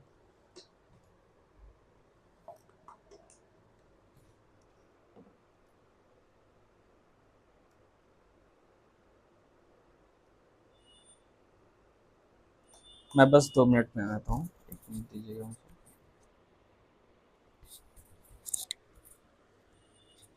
अब बस इसकी बैटरी ना ख़त्म हो जाए।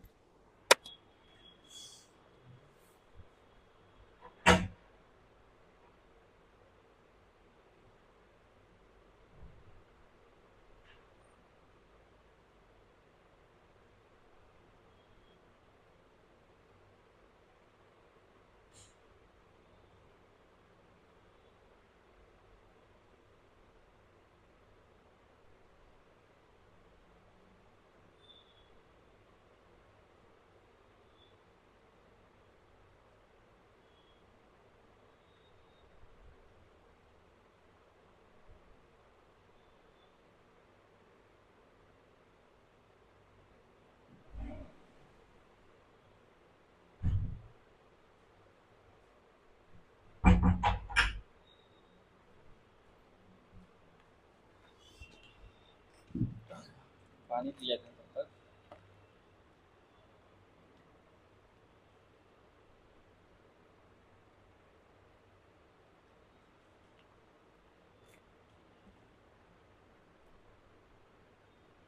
क्या हम चार्जिंग में लगाए हुए से लिख सकते हैं क्या?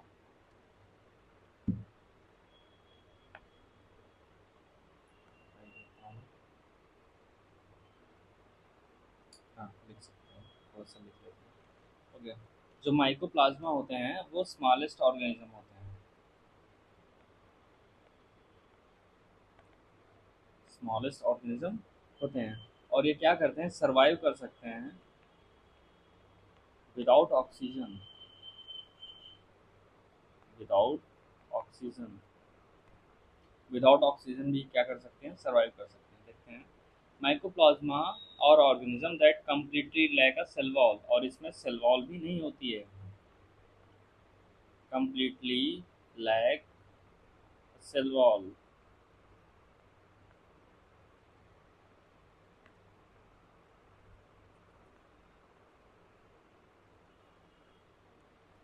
क्या होता है completely lack a cell wall? इनमें क्या होता है, सेल वॉल नहीं होती है.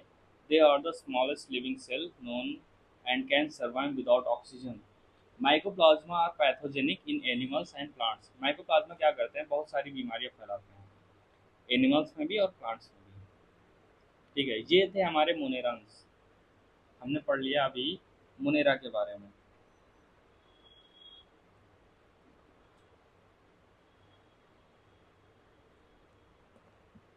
इस माइक को तो हमने सेट ही नहीं किया. इस माइक को तो हमने सेट ही नहीं किया. आई होप कि मेरी आवाज़ क्लियर आई होगी वहाँ पे. आई होप कि मेरी आवाज़ सही से आई होगी. मैंने माइक क्लियर सेट नहीं किया था. नेक्स्ट पे हम आते हैं. नेक्स्ट पे आते हैं हमारे प्रोटिस्टा. नेक्स्ट पे आता है हमारा प्रोटिस्टा. प्रोटिस्टा के बारे में क्या होता है, प्रोटिस्टा जो होते हैं ये पहले एनिमलिया के अंदर लिए गए थे. ब्लैंक स्लाइड लेता हूँ, ऐसा मज़ा नहीं आता. ओके, अब हम पढ़ते हैं प्रोटिस्टा के बारे में. पढ़ते हैं प्रोटिस्टा के बारे में. प्रोटिस्टा. प्रोटिस्टा. प्रोटिस्टा जो पहले हैं, जो है वो पहले एनिमलिया में कंसीडर किया जाता था.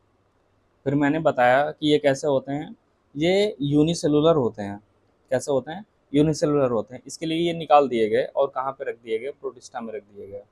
क्यों रख दिए गए, क्योंकि ये होते हैं यूनिसेलुलर. यूनिसेलुलर. ठीक है, मैं इसको निकाल देता हूँ, प्रॉब्लम क्रिएट कर रहा है थोड़ा सा. ओके, ये कैसे होते हैं, यूनिसेलुलर होते हैं. ठीक है, कहाँ पे होते हैं, ये फ्रेश वाटर में भी पाए जाते हैं.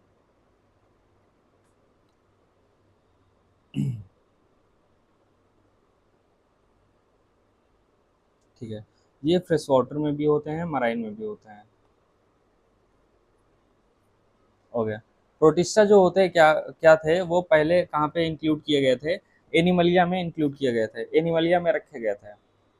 ठीक है, क्यों रखे गए थे, क्योंकि टू किंगडम क्लासिफिकेशन ने आर एच सॉरी लीनियस साहब ने उन सारे ऑर्गेनिज्म को एक ही में रख दिया था जो क्या कर सकते थे, मूव कर सकते थे. जिसके अकॉर्डिंग प्रोटिस्टा भी कहाँ पे कंसिडर किए जाते थे, एनिमलिया में कंसिडर किए जाते थे. उसके बाद जब 1969 में आर एच व्हिटेकर साहब आए, उन्होंने कहा नहीं भैया ये तो यूनिसेलुलर है, इसको उठा के बाहर रख दो. तो व्हिटेकर साहब ने क्या किया, इसको उठा के बाहर रख दिया. यूनिसेलुलर था तो इसको बाहर कर दिया. अब हम प्रोटिस्टा के बारे में पढ़ लेते हैं. ये क्या हो गया, पीछे जा रहा है. Protista. All single celled eukaryotic are placed under protista, जैसे कि मैंने बताया. But the boundaries of this kingdom are not well defined, क्योंकि भैया ये जो है ओशियन में पाए जाते हैं, कॉमनली समुद्रों में पाए जाते हैं. और समुद्र अभी ओशियंस इतना ज़्यादा अभी डिस्कवर नहीं हुआ है, पूरी तरह से डिस्कवर नहीं हुआ है. तो इसकी बाउंड्रीज क्या क्या हैं, ये पूरी तरह से हमें नहीं पता है. अभी जब इसका पूरी तरह से डिस्कवरी ही नहीं हुई है तो पूरी तरह से पता ही नहीं चला है. तो इसकी जो वेल डिफाइंड बाउंड्रीज हैं वो हमें नहीं पता है. What may be a photosynthetic protestant to one biologist may be a plant to another. देखो इसमें जो भी प्रोटिस्टन होते हैं, जो भी फोटोसिंथेटिक प्रोटिस्टा होते हैं, वो क्या हो सकते हैं, क्या एक प्लांट कंसीडर किए जा सकते हैं. जैसे कि यूग्लिना है हमारा, यूग्लिना क्या करता है, फोटोसिंथेसिस करता है. यूग्लिना एक ऐसा ऑर्गेनिज्म है जो फोटोसिंथेसिस भी करता है, हेटरोट्रॉपिज्म भी दिखाता है. जब उसे सनलाइट मिल रही होती है तो कहेगा हटो हटो हटो, मैं अपना खाना खुद बना सकता हूँ. तो क्या करेगा, फोटोसिंथेसिस करेगा, अपना भोजन खुद बनाएगा, फोटोसिंथेट करेगा, फूड खुद बनाएगा. जैसे ही लाइट मिलना बंद हो जाएगी, हट जा, हट जा, मैं खाना वाना नहीं बनाऊंगा, मैं तो दूसरे ऑर्गेनिज्म पे डिपेंड करूंगा. क्या करेगा, दूसरे ऑर्गेनिज्म पे डिपेंड हो जाएगा. ठीक है, तो यही इसकी बाउंड्रीज अच्छे से अभी नहीं पता है, क्योंकि ये कभी क्या करते हैं, प्लांट्स की तरह रिएक्ट करने लगते हैं, कभी एनिमल्स की तरह रिएक्ट करने लगते हैं. इसी की वजह से इसे क्या कहते हैं कि boundaries of this kingdom are not well defined. ठीक है, In this book we include chrysophytes, dinoflagellates, euglenites, slime mounds and protozoans under protista। इसमें कौन कौन आते हैं? क्राइसोफाइट्स आते हैं, डायनोफ्लैजेलेट्स आते हैं, यूग्लेनाइट्स आते हैं, स्लाइम माउट्स आते हैं और प्रोटोजोन्स आते हैं। ठीक है, अब इनके बारे में हम पढ़ेंगे। प्रोटिस्टा के जो मेंबर्स होते हैं प्राइमरीली क्या होते हैं? एक्वाटिक होते हैं। This kingdom form a link with the other dealing with plants and animals. ये क्या करता है? ये एक लिंक फॉर्म करता है। Kingdom protista forms a link between animal and Plantae. Animal and Plantae के बीच में क्या करता है? एक लिंक बनाता है। क्योंकि अभी मैंने एग्जांपल दिया यूग्लिना का। यूग्लिना क्या करता है? अ, जब उसे सनलाइट मिल रही होगी तब वो फोटोसिंथेसिस करेगा, जब वो सनलाइट नहीं मिल रही होगी तो फोटोसिंथेसिस नहीं करेगा। जाहिर सी बात है। नेक्स्ट पे आते हैं। न्यूक्लियस बीइंग यूकैरियोट, अगर यूकैरियोट है तो इसके अंदर क्या होगा? न्यूक्लियस होगा। The protistan cell body contains a well defined nucleus and other membrane bound organelle, और बाकी जो ऑर्गेनेले होते हैं वो भी शो करते हैं। सम हैव फ्लैजिला, अगर वो मूवमेंट कर सकता है, मूवेबल है, जैसे यूग्लिना में क्या होती है? फ्लैजिला होती है। और सिलिया, सिलिया भी पाई जाती है। जो सिलिएटेड होंगे उनमें सिलिया पाई जाएगी, जो फ्लैजिलेटेड होंगे उनमें फ्लैजिला पाई जाएगी। ठीक है। Protist reproduce asexually and sexually by a process involving cell fusion and zygote formation. Sexually कैसे करते हैं? प्रॉपर उनका सेल फ्यूज होगा, सेल का फ्यूजन होगा और जाइगोट का फॉर्मेशन होगा। क्योंकि सेक्सुअल रिप्रोडक्शन में क्या बनता है?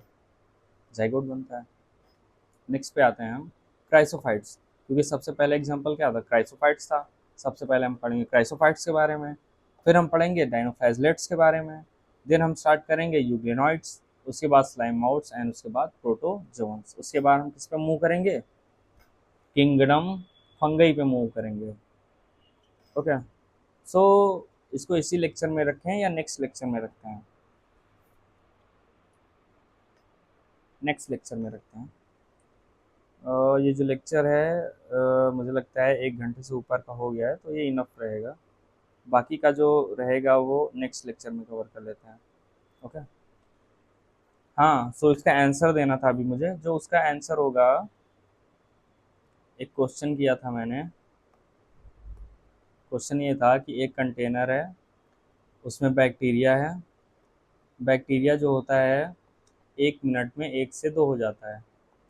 1 मिनट में क्या करता है? बाइनरी फिजन करता है और 1 मिनट में 1 से 2 हो जाता है। यानी कि हर मिनट वो डबल हो रहा है।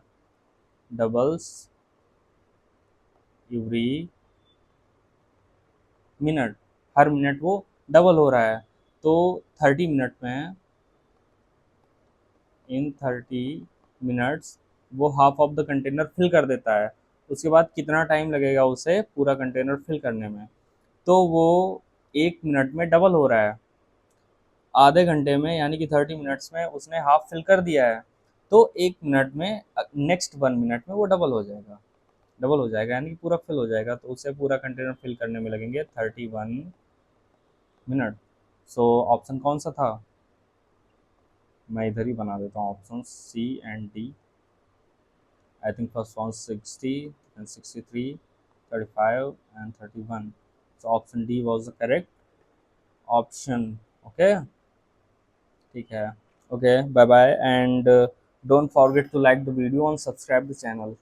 Okay, bye bye।